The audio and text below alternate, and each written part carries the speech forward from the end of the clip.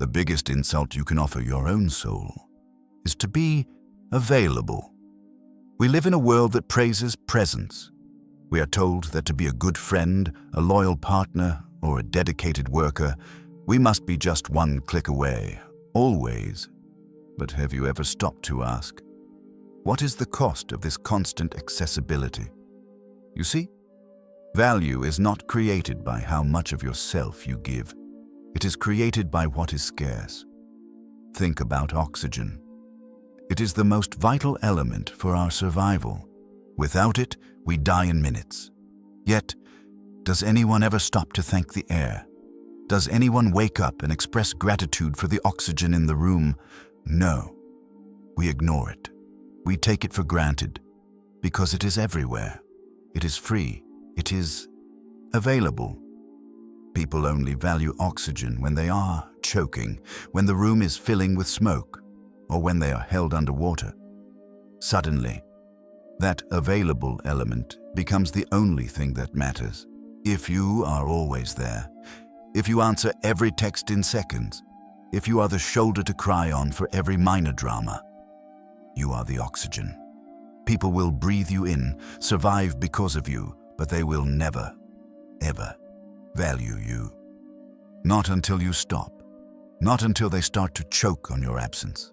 Let me tell you a story of a man named Elias. Elias was what society calls a saint.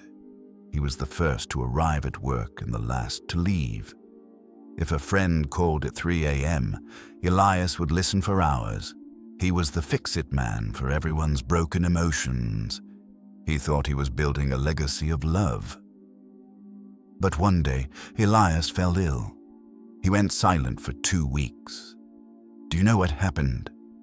The world didn't stop. His friends didn't rush to his side. Instead, they were angry.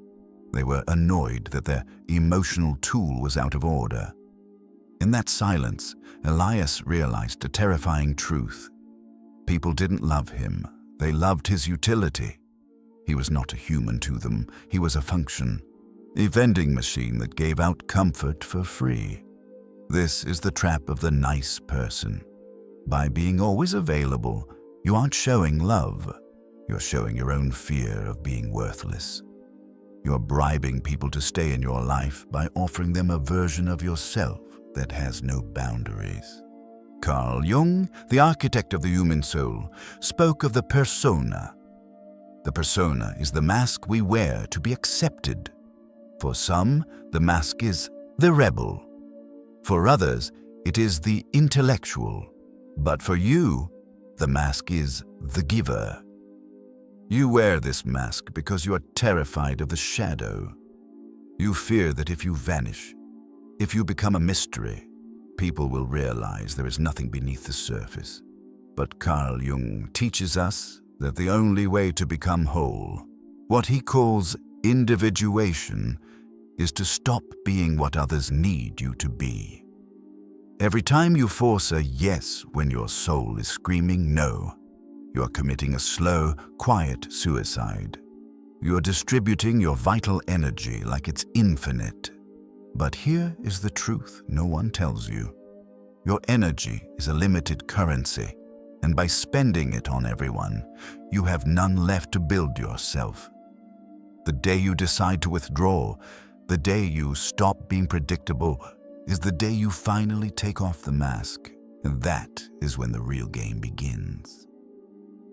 Power is not found in what you say. It is found in the void you create with your silence. In modern psychology, we call this the law of scarcity. But in the depths of the soul, it is much more than that.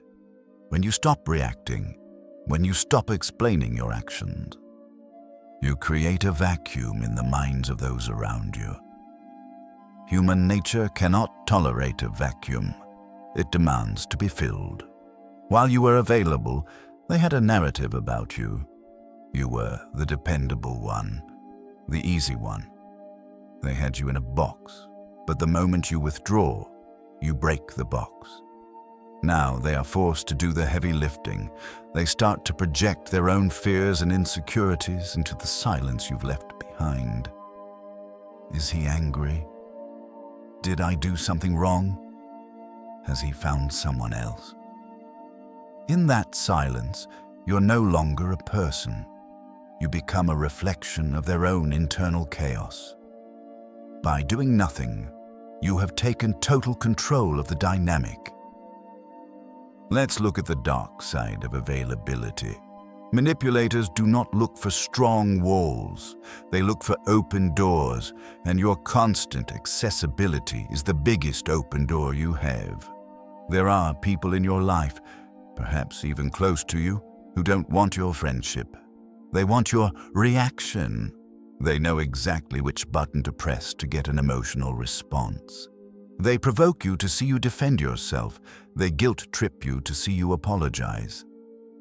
Why? Because as long as you are reacting, they are the puppeteers. Every time you spend an hour explaining yourself to someone who doesn't want to understand you, you're handing them the keys to your kingdom. Jung warned us that we are not what happened to us. We are what we choose to become. But as long as you are a reactor, you are not choosing anything. You are just a machine responding to the stimuli of others. The manipulator feeds on your energy because you have made it cheap. You have made it free. You have made it endless. History is full of leaders who understood the weight of silence. Consider the ancient masters of strategy. They knew that the general who speaks the most is the easiest to defeat. There is a profound strength in being the only person in the room whose thoughts are unknown. When you are unavailable, when you are silent, you are not being passive. You are being sovereign. You are telling the world, my time, my energy, and my peace are not for sale. And they are certainly not for rent to those who offer nothing in return. In the next few minutes, we will explore the final stage of this transformation, how to survive the guilt of the no, and how to rebuild your life in the sacred space that silence creates. The rebirth is coming, but first, you must have the courage to be misunderstood. The path to becoming unavailable is not a walk through a garden. It is a walk through a fire. When you first start to set boundaries, when you stop responding, a cold wave of guilt will wash over you. You will feel like a bad person. You will hear the voices of everyone you've ever tried to please, screaming in your head, "How dare you be selfish?" But listen to me closely. That guilt is not a sign of wrongdoing. It is the sound of your old slave identity dying. Many people are terrified of silence because in silence they hear the echoes of their own internal emptiness. They need you to be available so they don't have to face themselves. When you withdraw, you're not just protecting your energy. You are forcing them to look into their own abyss. And they will hate you for it. You will lose friends. You will be called cold, arrogant, and distant. Accept it. Embrace it. As Jung said, the privilege of a lifetime is to become who you truly are. And the price of that privilege is being misunderstood by the crowd. There is a difference between loneliness and solitude. Loneliness is a lack of others. Solitude is a presence of self. In this newfound unavailability, you are not lonely. You are in a sacred retreat. You are rebuilding your identity, not from the gaze of the world, but from your own center. Think of a seed buried in the dark earth. To the world above, it is unavailable. It is gone. It is dead. But in that darkness, in that silence, it is performing the greatest miracle of all. It is gathering its strength to break through the surface and become something the world can no longer ignore. Your unavailability is your period of underground growth. You are no longer a reactor.